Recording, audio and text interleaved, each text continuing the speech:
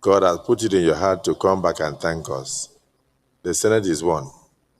The bond of friendship that I saw on that day shows that we are all our brothers' keepers. Injury to one is injury to all. Once again, extend our condolences to your children and the great family of the Plans and your senatorial district, and may our soul rest in perfect peace. Thank you. Point of order. Yes, Senator, Senate Leader. Senate Leader was already on his feet. Your Excellency, Mr. Senate President, I thank you very much for permitting me under Order 41 to present to you the cruciating security problem, not only in my senatorial district, but across many other senatorial districts, especially the senatorial district of my brother, Senator Karimi. And like I said, this matter becomes very urgent because of the fear that if you don't take very urgent action on this, it will definitely spread to other southern senatorial districts. In fact, I was discussing with Senator Fadansi on the sideline yesterday, and he asserted that they have started seeing the sign of this issue in their own senatorial district too. So that's why I find it very necessary to bring it to the notice of Senate so that we can quickly do something about it. The local government in my senatorial district that is mostly affected is one of the biggest local governments in the country. And I have the feeling that with much urgency, something must be done, and it must be done very quickly.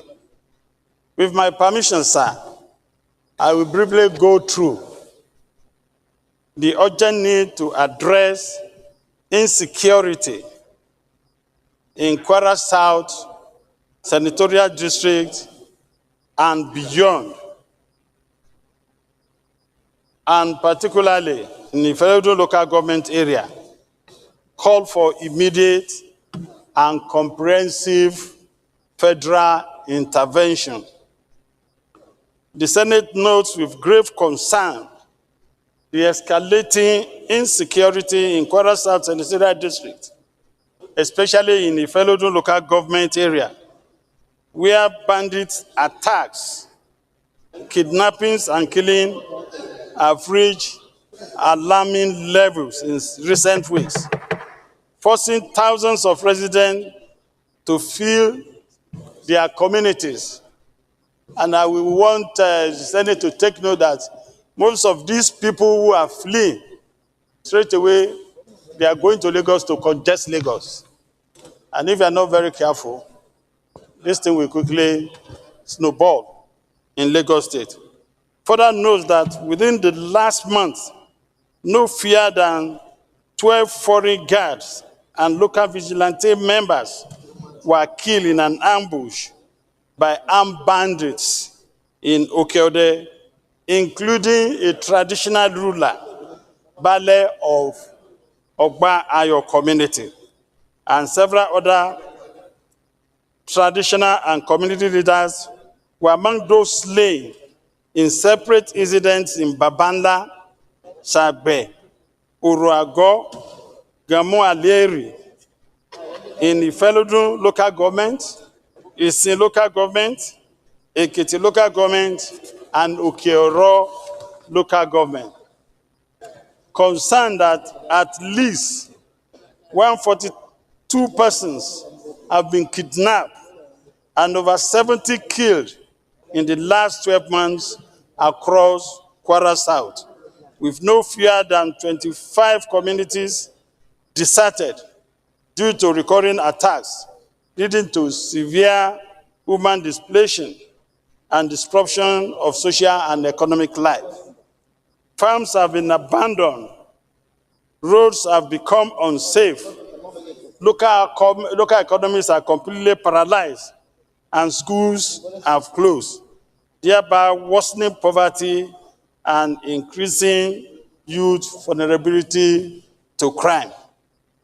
Aware that these attacks are largely perpetrated by foreign armed elements in collaboration with local informants operating from forest adults along Kwara, Kogi State, and Ekiti State boundary axis. While the federal government and security agencies have made some interventions, including sporadic patrols and raids, the responses remain episodic, inadequate, and reactive, leaving vast of ungoverned spaces under the control of the criminal gangs. Disturbed that local security volunteers and vigilantes who serve as first responders in most cases lack adequate equipment, mobility, protection, or insurance, yet continue to sacrifice their lives in defense of their communities. Recognizes that sustaining security in Kwara South, if not urgently addressed, may spread to other parts of North Central State and Southwest political zones, thereby threatening national stability.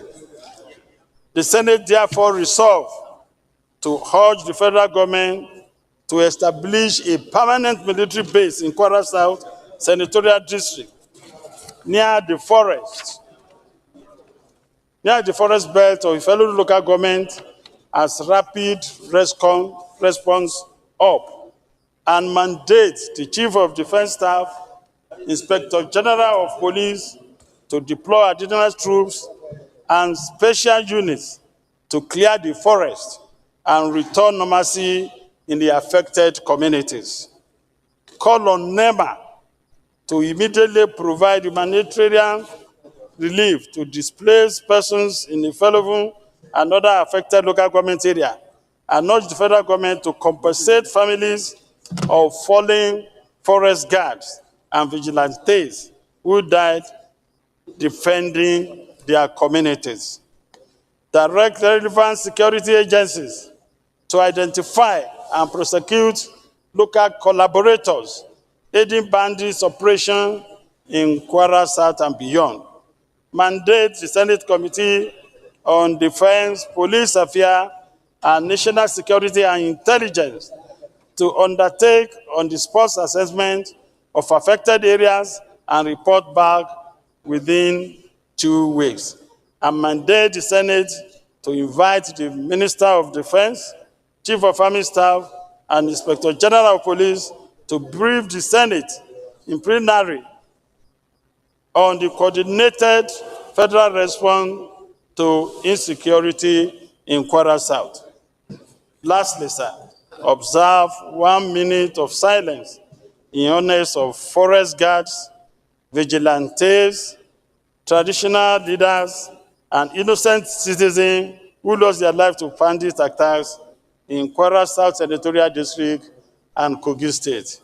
Thank you, Mr. President. Well, the leader of the Senate, even though you ambush us, but the matter is urgent.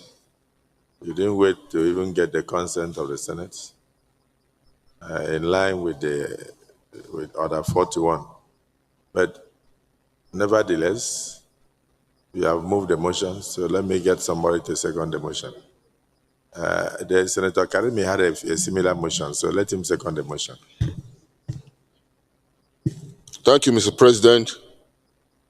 My colleagues, my name is Karimi Sunday Steve. I represent the people of Kogi West. Mr. President, my colleagues, I want to thank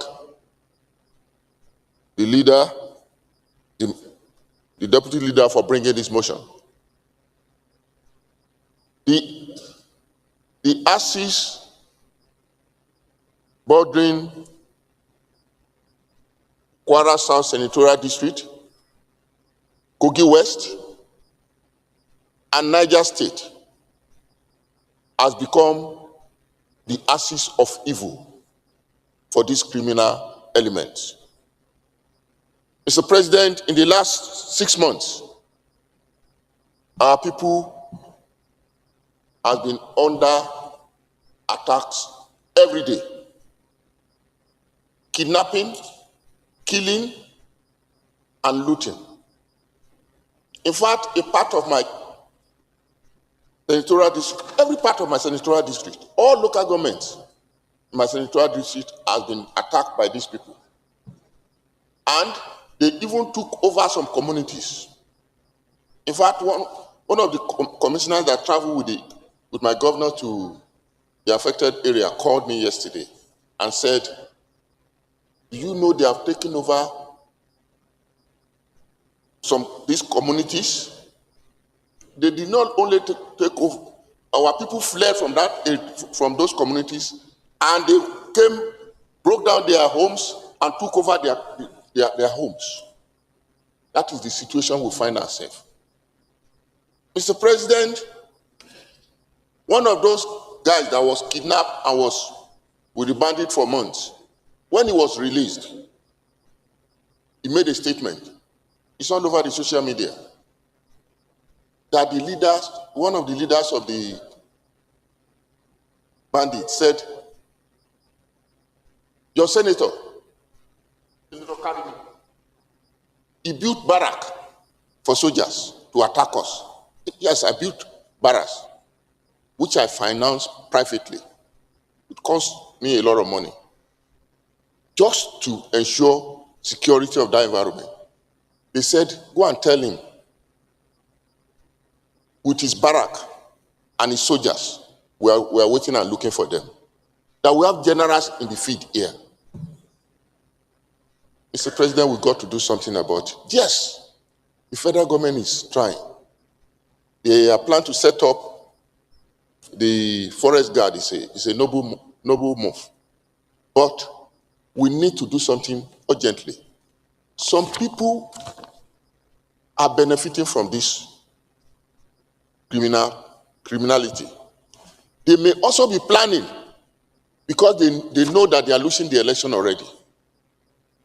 You know, during 2023 election, some people plan and already brought criminal elements to Nigeria in anticipation that they are going to lose election and that Jonathan will not. No, that was 2015. That Jonathan will not, 2019 I mean to say, will not leave government. But we thank God he left voluntarily. That was 2015. Yeah.